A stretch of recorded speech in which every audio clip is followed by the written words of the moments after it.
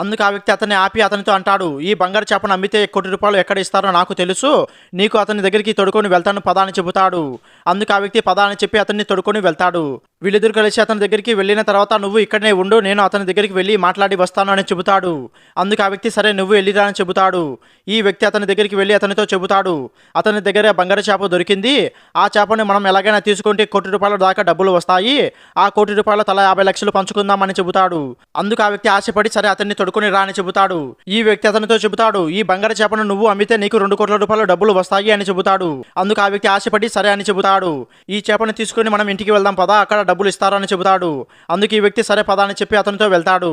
ఈ వ్యక్తి అతనితో అంటాడు, నువ్వు బయటనే ఉండు, నేను లోపలికి వెళ్ళి ఈ బంగారం చేపను చూపించి ₹2,00,00,000 డబ్బులు తీసుకుని వస్తాను అని చెబుతాడు.